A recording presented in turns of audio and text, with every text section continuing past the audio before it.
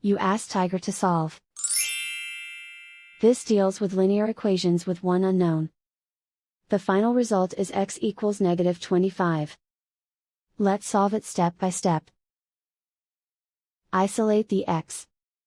Divide both sides by -2.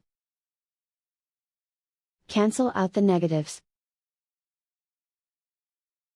Simplify the fraction. Move the negative sign from the denominator to the numerator. Find the greatest common factor of the numerator and denominator.